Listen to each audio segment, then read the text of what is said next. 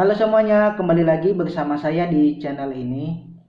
Pada kesempatan kali ini saya akan mengulas tentang SKTM untuk pendaftaran KIP kuliah tahun 2023. Jadi banyak sekali teman-teman yang masih kebingungan mengenai syarat dan mekanisme cara pembuatan SKTM. Nah, melalui video ini saya akan menjawab kebingungan teman-teman tersebut. Sebelum saya menjelaskan kepada teman-teman mengenai cara pembuatannya, teman-teman harus tahu dulu apa itu SKTM. Jadi surat keterangan tidak mampu atau SKTM adalah salah satu berkas bukti pendukung keadaan ekonomi yang dapat digunakan dalam pendaftaran KIP kuliah. Nah, SKTM ini bisa membuktikan bahwa pemiliknya adalah warga negara Indonesia yang tidak mampu. Jadi kalau di video-video sebelumnya saya sudah jelaskan ketidakmampuan ekonomi itu dapat dibuktikan dengan apa saja. Yang pertama, kepemilikan KIP. Yang kedua, orang tuanya adalah penerima bantuan sosial, baik itu KKS, PKH, atau bantuan sosial lainnya. Kemudian jika tidak punya, yang ketiga bisa pakai SKTM teman-teman. Nah, SKTM tadi sebagai bukti pendukung keadaan ekonomi. Nah, untuk apa saja sih sebenarnya peruntukan SKTM ini khususnya untuk teman-teman yang pelamar KIP kuliah? Yang pertama yaitu akan teman-teman gunakan sebagai pengganti dokumen di kolom ekonomi pada akun KIP kuliah teman-teman. Di akun KIP kuliah itu bagi teman-teman yang belum terdata DTKS itu ada satu kolom yang harus teman-teman isi, namanya kolom ekonomi. Nah, di dalam kolom ekonomi itu teman-teman harus mengupload gambar kepemilikan kartu teman-teman, misalnya yang belum terdata di DTKS tapi sebenarnya punya kartu-kartu seperti KIP, PKH, dan KKS.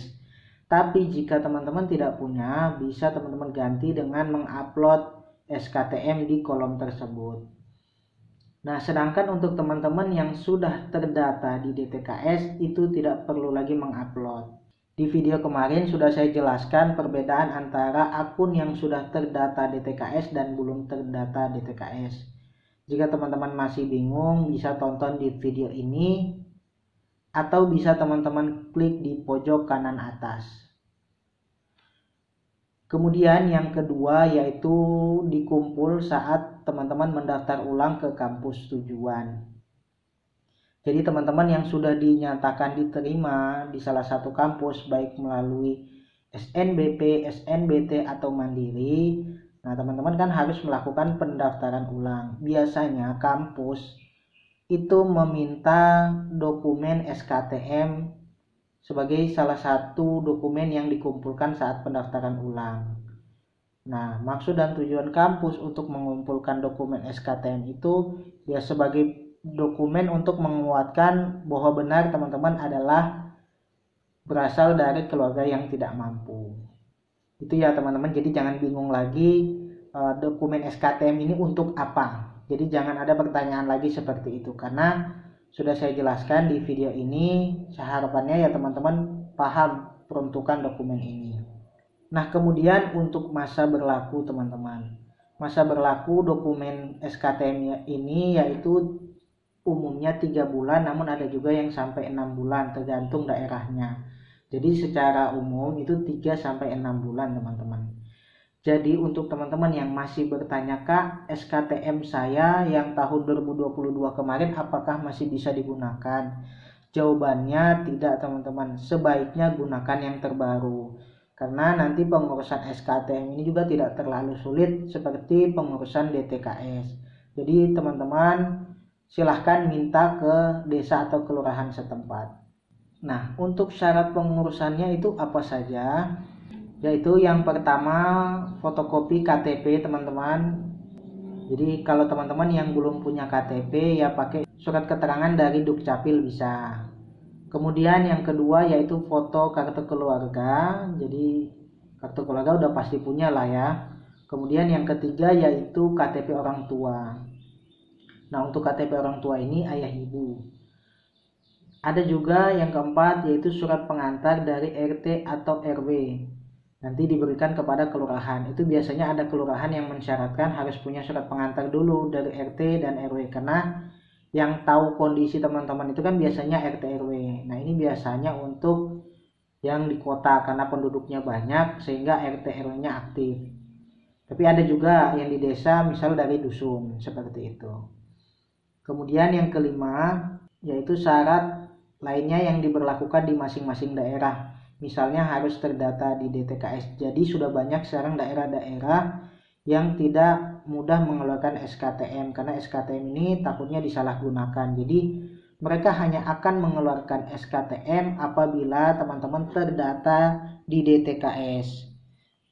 Nah, ini harus hati-hati nih teman-teman yang sudah menerapkan aturan ini, karena teman-teman tidak bisa seenaknya lagi meminta SKTM, atau bahkan sudah tidak ada lagi yang mengeluarkan SKTM kecuali teman-teman memang terdata di DTKS. Nah, kemudian contoh SKTM yang baik itu yang bagaimana sih? Jadi teman-teman sudah ke desa tapi ternyata desa atau kelurahan itu bingung bagaimana formatnya. Mereka menyamakan SKTM untuk teman-teman yang pelamar KIP kuliah dengan SKTM untuk yang ingin menerima bansos, padahal itu kan berbeda. Nah, dalam video ini saya akan jelaskan SKTM yang baik. Ini ada satu contoh, saya ambil juga dari internet, tapi secara keseluruhan isinya sudah bagus teman-teman. Jadi bisa teman-teman ikut. Isinya ada apa saja? Yang pertama yaitu kop surat dan nomor surat teman-teman. Ini juga penting karena agar diketahui teman-teman asalnya dari desa mana sih, kecamatan mana, kemudian kabupaten mana. Kemudian alamat desanya di mana, itu pasti sudah harus ada di kop surat. Kemudian nomor ini juga penting karena bisa dilacak pengeluaran surat. Misalnya bisa jadi visitasi dilakukan ke desa, ditelepon kepala desa karena mereka tidak sempat lagi ke rumah teman-teman, mereka biasanya menelpon kepala desa menanyakan tentang keadaan ekonomi keluarga teman-teman. Bisa juga ditanyakan mengenai surat SKTM yang diberikan kepada teman-teman. Nah, jika nanti ketahuan ternyata penomorannya tidak sesuai, itu kan bisa bermasalah. Nanti yang bermasalah ujung-ujungnya teman-teman. Jadi usahakan elemen ini harus ada. Kemudian yang kedua, data diri, identitas orang tua atau wali teman-teman. Nah, di surat ini juga sudah lengkap nama orang tua, kemudian nik, tempat tanggal lahir, jenis kelamin, pekerjaan, agama, dan alamat. Usahakan semua komponen itu ada teman-teman. Kemudian yang ketiga yaitu keterangan bahwa teman-teman adalah benar dari keluarga tidak mampu atau keluarga miskin. Nah, di surat ini dalam pengurusannya ada surat pengantar dari RT dan RW, ada nomornya juga sehingga betul-betul diyakini kondisinya, karena kan yang paling tahu RT dan RW tadi. Kemudian juga dijelaskan penghasilan rata-ratanya per bulan berapa, tanggungan anggota keluarganya berapa. Ini sudah sangat jelas ya, di sini bisa teman-teman ikuti nanti. Kemudian yang keempat, keterangan keperluan SKTM-nya untuk apa. Jadi teman-teman ini juga penting. Saya menemukan beberapa kasus kemarin-kemarin tuh ada yang buat SKTM tapi tujuannya hanya pengurusan beasiswa. Nah, ini kan harus spesifik teman-teman. Beasiswanya beasiswa apa? Karena kan beasiswa ini banyak. Jadi tidak ambigu nanti pihak kampus untuk menseleksi. Jadi usahakan spesifik ke beasiswa KIP kuliah teman-teman.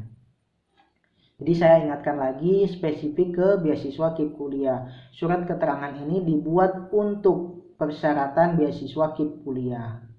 Kemudian yang kelima yaitu identitas siswa atau identitas teman-teman. Jadi ada nama, nik, tempat tanggal lahir, jenis kelamin, dan agama. Itu juga harus lengkap ya teman-teman, sehingga nanti memudahkan pihak kampus untuk menseleksi berkas.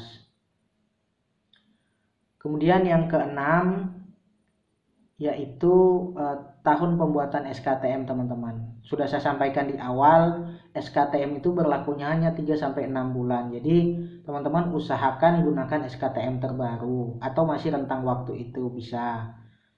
Nah, di sini masih contoh yang 2022, nanti bisa teman-teman sesuaikan berarti tahun 2023, atau bisa juga yang 2022 tapi masih bulan Desember atau November itu pun masih bisa, karena belum terlalu lama, intinya masih masuk ke rentang 3-6 bulan. Kemudian yang terakhir juga ini tidak kalah pentingnya, yaitu tanda tangan dan stempel basah kepala desa.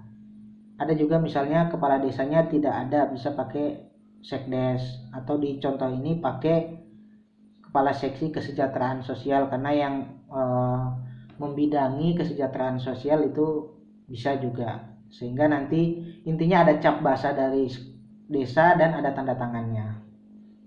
Jangan lupa itu, karena biasanya teman-teman hanya minta tanda tangan, capnya dilupa, padahal salah satu keabsahan surat itu ada capnya teman-teman. Apalagi ini kan bentuknya surat resmi, surat keterangan lagi. Nah, itu 7 elemen surat yang harus ada di dalam SKTM teman-teman. Jangan sampai ada yang dikurang-kurangi atau ada yang dilebih-lebihkan, itu sudah cukup. Karena ini sudah sangat jelas menerangkan tentang kondisi ekonomi teman-teman. Nah, catatan teman-teman ini juga penting karena masih ada teman-teman yang sering lupa. Yang pertama yaitu teman-teman tidak perlu mencantumkan nama universitas atau kampus dan jurusan tujuan teman-teman. Kan dalam posisi ini teman-teman kan baru mendaftar, belum secara resmi diterima di universitas manapun. Sehingga apabila teman-teman sudah menuliskan nama satu universitas, itu kan akan menyulitkan teman-teman nantinya. Misalnya ternyata teman-teman tidak jadi kuliah di situ, atau teman-teman ternyata tidak diterima di kampus itu, atau teman-teman misalnya ingin pindah seleksi ke kampus yang lain.